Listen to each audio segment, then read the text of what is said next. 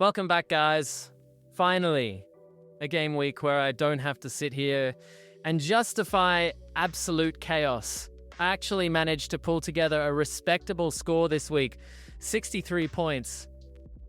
And let me tell you, after the start I've had, that feels like I've just won the lottery. The big difference? A transfer that actually worked. Yeah, mark your calendars, because that doesn't happen very often. Normally, when I bring someone in, they immediately get injured, benched, or forget how to play football altogether. But not this week. This week, the stars aligned, and for once, my tinkering actually paid off. Now, 63 points isn't going to win you mini-leagues, but it does feel like a turning point. After weeks of red arrows and watching my rank drop like a stone, we've finally got something to build on. I'm not saying everything's perfect, far from it, but at least I don't have to start Googling early retirement from FPL just yet. And here's the thing, it's still only game week 4. The panic button is flashing for some managers, but for me, this week was a reminder that patience actually pays off sometimes. You stick with your structure, take a calculated risk or two, and suddenly the game doesn't feel quite as cruel. Well, until next week, probably. So in this video, I'll be going through my team player by player, talking about who delivered, who's still on thin ice, and what I'm thinking heading into the next round. And depending on how long I end up ranting about Watkins and Rogers again, we might also have a look at some of the standout performers from the game week and whether they're worth jumping on now or if that's just another trap waiting to happen. Either way, grab a coffee, settle in, and let's get into it. Let's start at the back with Robert Sanchez. 2 points away at Brentford. And honestly, I don't know what else I was expecting. Brentford away isn't exactly a goalkeeper's dream. You know, they're going to get shots off, they've got decent set pieces, and they love a scrap in the box. So 2 points? Fine. It's the classic FPL goalkeeper outcome. Sometimes they get a miracle haul, but most of the time, they're just there to make up the numbers. And in Sanchez's case, he's still my guy for the long haul, because Chelsea's fixtures are going to open up again. This was always a write-off fixture, so I'm not even mad. Frustrated? A little, but not mad. Now, on to Anderson, the absolute hero of the week. 10 glorious points, clean sheet, bonus, defensive contributions, the lot. I was absolutely buzzing with that one because he's not the kind of player you pick expecting double digits. He's supposed to be a steady 2 to 6 pointer most weeks, but this is the kind of haul that makes you feel like maybe you do know what you're doing. He's been a rock at the back, and Fulham as a unit looked tough to break down. Honestly, if I could bottle that feeling of seeing a defender get 10 points, I'd never need caffeine again. Chris Richards, up next. 6 points in a 0-0 home to Sunderland. And you know what? I'll take a clean sheet any day of the week. He's not flashy, he's not a headline grabber, but he's consistent. He's the kind of pick that doesn't get you banter points in the group chat, but he also doesn't lose you rank. And honestly, in a season where half the template is blanking and injuries are flying around, I'll happily pocket a steady 6. That's how you build a foundation, boring points that quietly stack up while everyone else is chasing the next shiny transfer. And then Cucurella. Ah, yes, the worry in my backline didn't start, which was incredibly frustrating because in my eyes, he's been playing well. Maybe I'm biased, but I thought he'd done enough to nail his spot down. Clearly the manager didn't agree. He came on at half-time, which spared me from the dreaded 0-pointer, but 1 point isn't much better. And this is the part of FPL that drives us all mad.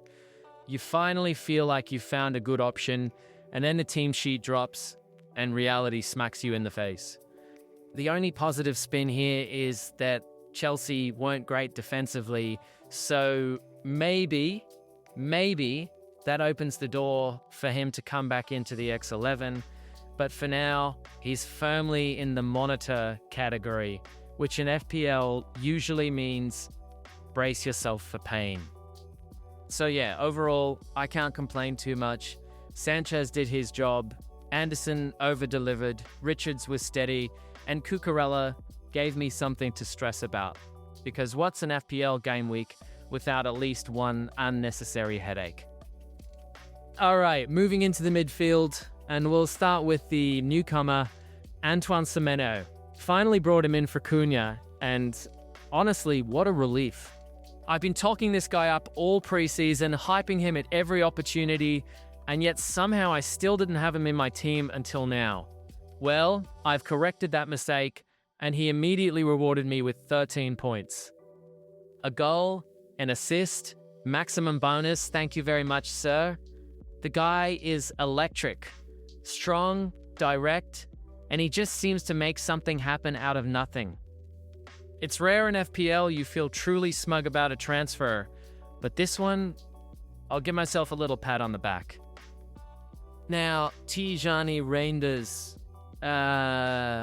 just 3 points at home to United, no attacking returns, and honestly, he should have scored. Had a really good chance and fluffed it. But here's the thing, at his price, as long as he's starting games in that Manchester City midfield, I don't really care if he blanks here and there. The value is in the minutes. If he keeps ticking along and occasionally chips in with a goal or assist, he'll more than pay his way. So, not exactly thrilled, but not reaching for the transfer button either. Next up, Cody Gakpo. Another 3 points, this time at home to Burnley. Slightly more frustrating because Liverpool only scraped a 1-0 against a newly promoted side. You'd expect more. But to be fair to Burnley, they set up really well and were tough to break down. Gakpo himself wasn't bad. He did okay, but it just wasn't his day for returns. The real positive, though, is that he played the full 90. That tells me Arne Slot trusts him. And in a Liverpool attack that's going to rotate at times, having a forward who's nailed is worth its weight in gold. So patience there, at least for now. Then we come to headache number 3, Morgan Rogers. Villa 0-0 away to Everton, 3 points again. And yes, Villa did look slightly better, but my patience is running thin. Rogers just isn't delivering, and it's becoming one of those picks where you think, why am I still doing this to myself? He's been in my team long enough, and at some point you've got to admit defeat. Whether it's him or Watkins that goes first, one of them is definitely on the chopping block soon. And finally, Mohamed Salah. What more is there to say? He's doing Salah things. Liverpool looked like they were about to drop points, but up steps Mo with a 90-plus minute penalty to save the day, and more importantly, save my game week. 18 points with the armband, and that's why you pay the premium. He's not just reliable, he's inevitable. You can question his ceiling sometimes, but when he keeps bailing you out like this, you just leave him in, captain him, and move on with your life. Absolute king. All right, let's move up front, starting with Jean-Philippe Mateta. Just 2 points in that disappointing 0-0 draw at home to Sunderland. And this is the kind of fixture where you expect him to bulldoze his way into a return, rough up defenders, cause chaos, and walk away with at least something. But no, not this time. He huffed, he puffed, but the Sunderland defense didn't collapse. Now, am I worried? Not really. His place in the team is nailed, Palace's fixtures look good, and if you're going to trust anyone to find a scrappy goal in the next few weeks, it's him. This is just one of those games where you sigh, take the 2 points, and remind yourself that forwards don't haul every week, unless they're called Haaland, and clearly Mateta isn't. And then, headache number 4, Ollie Watkins. Another 2 points, and honestly, at 9 million, that's becoming a serious problem. You can't keep sinking that much of your budget into a striker who's delivering the same as your backup defenders. It's infuriating. At this point, I might as well put my little brother up top and I'd get the same result. But here's the dilemma. Villa have Sunderland away next, and surely, he's got to do something in that fixture, right? That's the trap though, isn't it? Every week you tell yourself, one more game, the fixtures are good, it'll come. And then you're back here on Sunday with another 2 points and a growing sense of rage. He's very close to being shown the door. But for now, he gets one last chance. I think, don't let me down, Ollie. Now, let's have a quick look at the bench, because for once it's not just a graveyard of 2-pointers. Starting with Martin Dubravka, 3 points at home to Liverpool. And you know what? That's actually not bad at all. He came very close to shutting them out, and if that had happened, we'd be talking about a proper haul here. The real surprise is how Burnley looked at home. If this is the version of Burnley we're going to see throughout the season, especially at Turf Moor, then Dubravka might end up starting more games for me than I initially thought. I picked him as a backup, but he's quietly making a case to be rotated in. Solid keeper. Next, Mark Guy, or should I say, Mark, not even in the squad, Guy. 0 minutes, not even a bench appearance for Chelsea. This experiment is probably over, isn't it? He's got to go at some point, maybe packaged into a double transfer alongside one of my Villa headaches. It's always nice to have a 4.5 placeholder, but not when that placeholder is literally just holding a seat in my team and contributing nothing. His days are numbered. Then we've got Estev, who actually picked up 4 points at home to Liverpool. Again, not bad at all. Same as Dubravka. If Burnley are going to be this solid defensively in front of their own fans, he might get a lot more starts in my team than I originally planned. He's the type of cheap defender you stick in for emergencies and then suddenly start to reconsider because they're quietly racking up respectable points. I'll take that every day of the week. And finally, Nikola Milenkovic. Just the single point away at Arsenal, and honestly, what else did we expect? Tough fixture. Arsenal were always going to dominate that game. What's more concerning is that Forest didn't exactly impress either. They looked flat, and with a new manager in Ange Postecoglou trying to play attacking football, maybe that solid Forest backline we relied on in the past is gone. He's one to monitor, but not one I'm holding out massive hope for just yet. So yeah, surprisingly the bench didn't look half bad this week, apart from Guru, who's basically taking the mickey at this point. Quick stop here to look at the transfer. I made Cunha out, Semenyo in.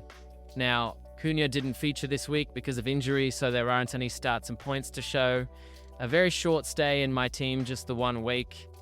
To be fair, I thought he looked decent when he did play, but after watching United get battered 3-0 by City, I'm honestly glad he wasn't still in my side. Probably saved me some frustration there. On the other hand, Semenyo, what a performance in Bournemouth's 2-1 win over Brighton. 13 points, a goal, an assist, and maximum bonus. The guy was everywhere, strong on the ball, pacey, and just causing problems from start to finish. And Bournemouth as a whole are starting to look like a real problem for other teams this season. This wasn't a fluke. They're organized, they're dangerous, and Semenyo is right at the heart of it. So yeah, I'd say that transfer worked out pretty nicely. 1 in, 1 out, and for once it's not a disaster story. And that just about wraps up Game Week 4. 63 points on the board, finally a green arrow, and for once, I'm not sitting here questioning every life choice it's led me to playing this game. It feels good to actually have a week go right, even if we've still got headaches in the squad looking at you, Watkins and Rogers. The big win this week was definitely the transfer. Semenyo straight in with a 13-pointer, while Cunha quietly limped out the back door. If every transfer I made went that smoothly, I'd probably be ranked first instead of hovering around the millions. But hey, progress is progress.